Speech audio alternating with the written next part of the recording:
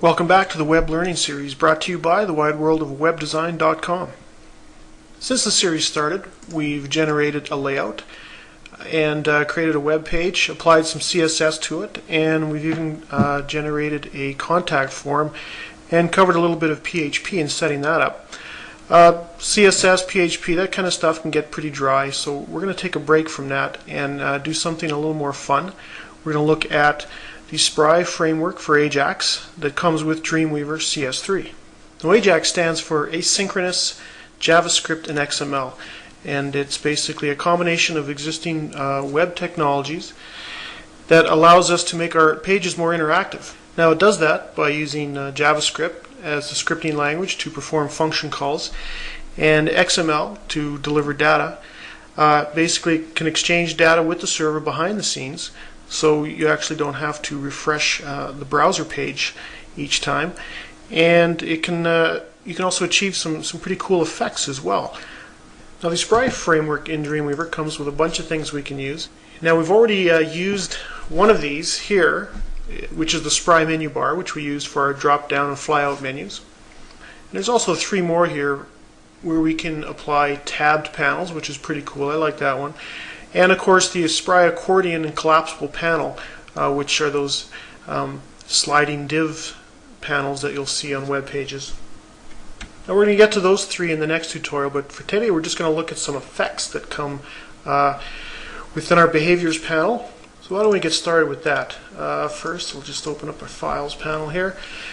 Now, what I'd like to actually, we're not going to be applying this to our the web page we've been building at this point. I'm just going to test these, basically demonstrate these Spry effects in a test page, or what I will call here a mock-up page. And I like to apply a little bit of CSS to this page. So we're going to do that right now quickly. So first I'll go over to the new CSS rule icon. We'll click on that, and I'm going to create just a couple of rules for our body element. And that's a tag, and I'm just going to put it right in the document here. This is just a test page, and I'll just like to apply a couple basic things like some font. Just set a default size. I'll put some color. So these are just some basic rules I like to set up in the body, and I'll go to the block category because I'm going to use text-align center, which is going to center my elements on the page, basically my main div that I'm going to be using. And I'll just zero off the padding and margin here. Alright, and we'll click OK. And there we've got our CSS up at the top of the page.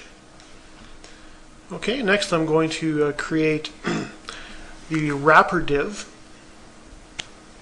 Okay, I'm going to use that just to control the positioning of our content on the page. So I'm going to go up to the Common tab here and just select the Insert Div tag. And right in here I'm just going to give it an ID.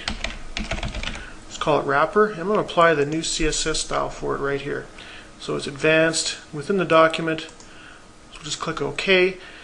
Now here what I want to do is give it a width, because what I'm going to do is give it a margin, so our content is 30 pixels from the top of the page, and a right and left margin of auto. If you remember in the body, we gave it a text-aligned center. That's going to center this wrapper div on the page. So with a right and left margin of auto, it will achieve that centering position. And just click Apply, and I'm going to go to Block. And I'm going to make sure that the text align is left within the wrapper div, because we don't want the text centered. So that's all we really need to do for now. We'll just click OK and OK again. So there we've put in the wrapper div, and we've also applied the CSS. Now within that wrapper div, I'm going to put another div, and I'm going to call this one Content. So I'll insert another div, and once again we're going to create a style for it. Now all I've done here is just applied a bit of padding to the content div, and then put in some dummy text and a header. Let's just look at our test page now. So now let's go check out some Spry effects that we can apply to this. Okay, so we've got our mock page open in Code View here. So to apply effects, we're going to go down to our Tag Inspector panel. I've got mine at the bottom. I'm just going to pop that open. And on our Behaviors tab, we're going to click that plus sign because we're going to add a behavior. So go to Effects, and the first effect is Appear/Fade. So we're going to choose that one. Now I'm just going to apply the very basic, the most simple way of doing this. I'm just going to target our div content, and I'm going to leave all the defaults as they are. So there's going to be a 1 second effect duration, and the effect is going to be to fade. So it's going to fade the text in our div content from 100% to 0. And click Toggle Effects so that we can bring it back. Okay.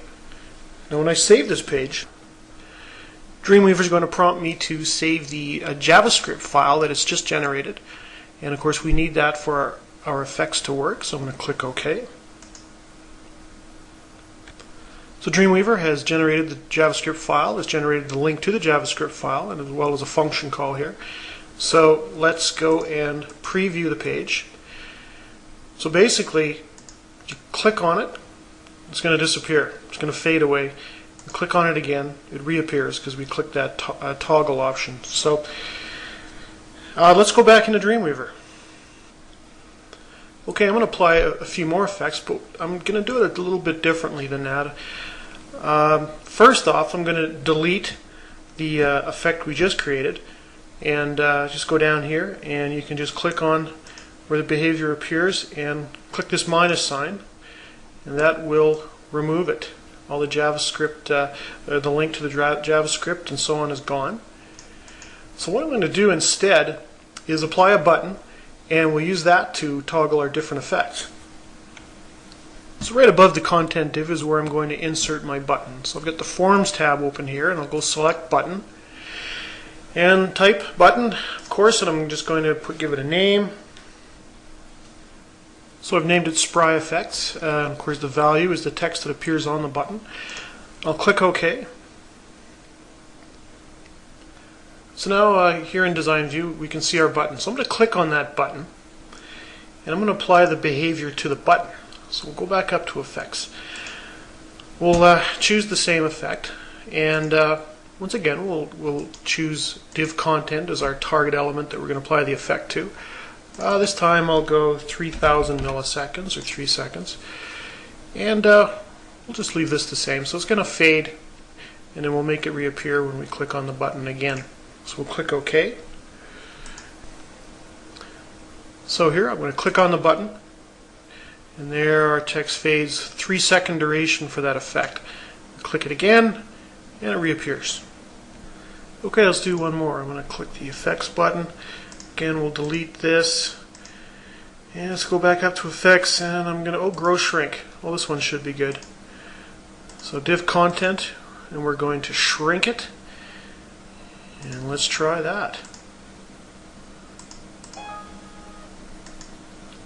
Okay, there's our page, and as expected, it shrinks out of sight and comes back. Okay, one more. That's just too much fun. We're going to go back up to Effects. Let's try Highlight. Okay, it's saying we're going to start with white as our background and end color. Let's go with something else. Okay, and the color after effect, I'm going to let it stay on that color, and we'll toggle it back to white. So let's try that. Oh, we got to select div content because that's the div we're applying the effect to. So once again, let's see what happens. And there appears our background, which fades in. So that's pretty cool. Next time we'll create a couple more things with the Spry framework that we can then add to the web page we've been building. So until then, I hope you'll visit thewideworldofwebdesign.com.